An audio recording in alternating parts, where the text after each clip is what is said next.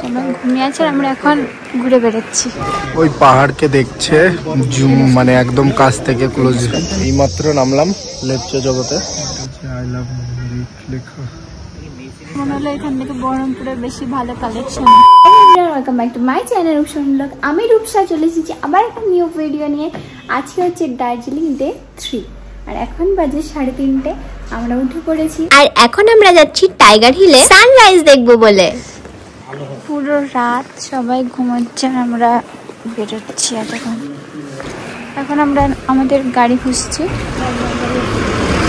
সবাই মোটা মোটা জ্যাকেট পরেছে, ভীষণ ঠান্ডা। কাঞ্চনজঙ্ঘার সানরাইজ দেখার জন্য প্রচুর জ্যাম্প, সবাই নেমে হাঁটতে লেগেছে। টুরিস্ট যারা আছে তারাও হাঁটছে, তাই দেখে আমরাও হাঁটতে লাগলাম। প্রচুর জ্যাম্প।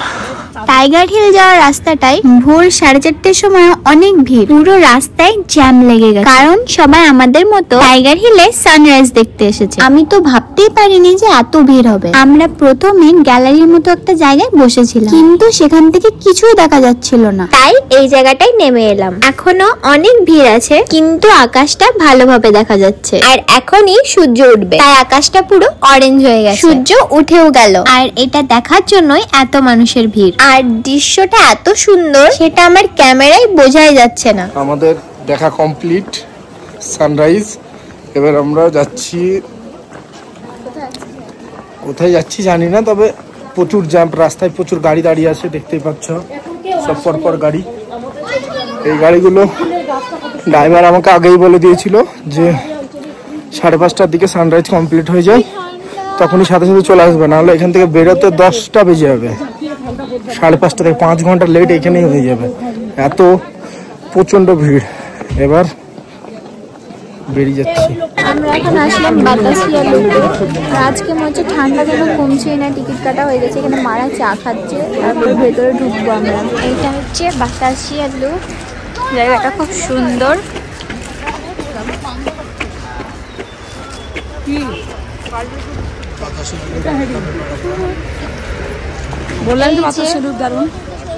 কাঞ্চনজঙ্ঘার ভিউটা জাস্ট দেখো, দারুণ। বাতাসিয়া লুপে এসে এখানে দেখতে পেলাম দূরবীনে করে সামনের ভিউ দেখাচ্ছে, তাই আমি দাঁড়িয়ে পড়লাম দেখার জন্য। আর দাঁড়িয়ে দেখতে পেলাম শুধু ভিউ দেখাচ্ছে না, ওরা খুব সুন্দর ভাবে কোনটা কি পাহাড়, কোনটার কি নাম, নেপালের পাহাড়, পুরো দার্জিলিং আর দার্জিলিং এর রাজার বাড়ি, আমাকে সবকিছু ওনারা দেখিয়ে দিল। এটা মন, আর ওদিকে মাসি দেখছে। বাতাসিয়া লুপ থেকে এখন আমরা চলে যাবো সোজা হোটেলে এন্ড ব্রেকফাস্ট করে আবার বেরিয়ে যাব ঘুরতে। সকালবেলা টাইগার হিল দেখে আসার পর এবার কিছুক্ষণ রেস্ট নিয়ে আর ব্রেকফাস্ট করার পর মিরিক সাইডে যাচ্ছি। জায়গা আছে, জায়গাগুলো বলতে কি কি নাম একটু বললাম। নেপাল বর্ডার আর কি কি আছে, যাই হোক সেগুলো দেখতে যাচ্ছি। তোমাদের সাথে সবকিছু শেয়ার করবো, দেখতে থাকো। এইমাত্র নামলাম লেপচা জগতে। এই দেখো মন যাচ্ছে।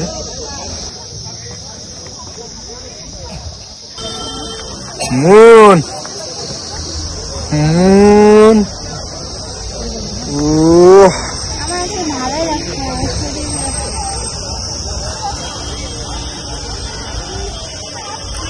বেশ ভালোই লাগছে, কি সুন্দর লাগছে, কত গাছ এখানে, মেলা গাছ, সব ছবি তুলতে আসত। কেন কুয়াশা নেই, ভিতরেই তো করবো, এখানে করবে নাকি? চলো। ওই দেবে মন একদম টায়ার্ড হয়ে আছে, ও সকালবেলায় গিয়েছিল টাইগার হিলে, তারপর আর ঘুম হয়নি, তার জন্য শরীর খারাপ। দেখা যাক।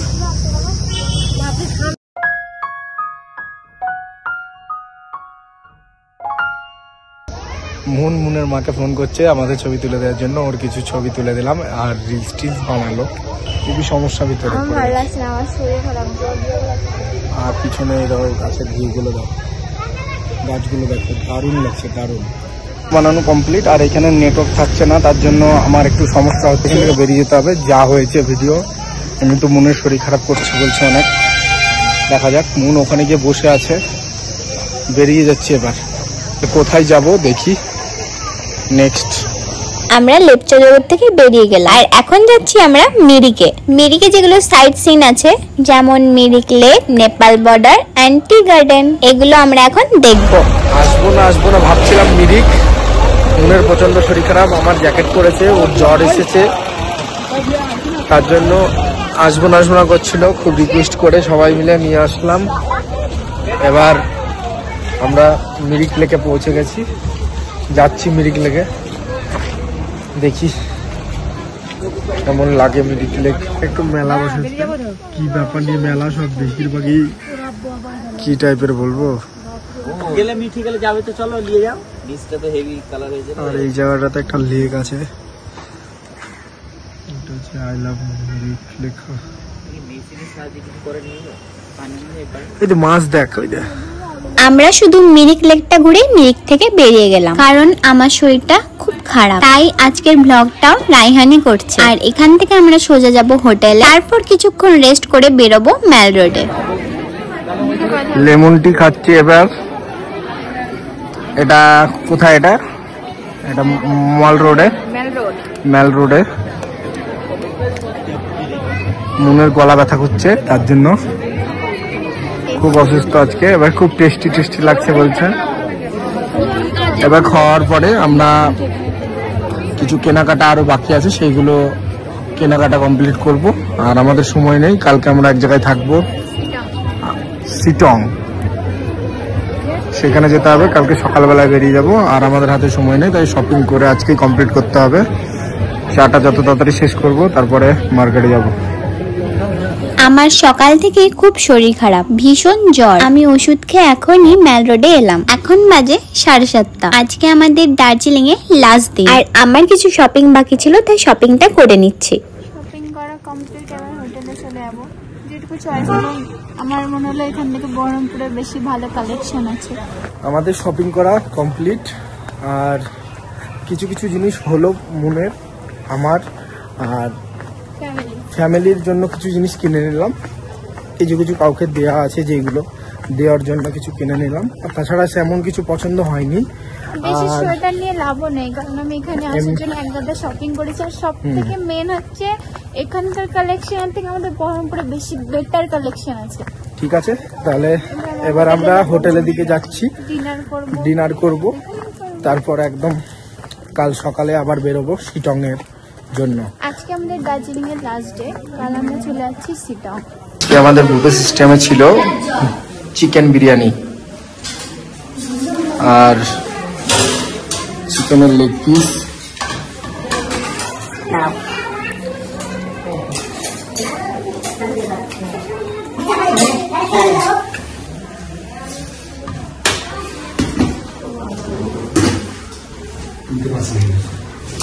ডিনার কমপ্লিট করে মিতিকে খুব ঠান্ডা লাগছে। কেমন খুব ঠান্ডা লাগছে নাকি?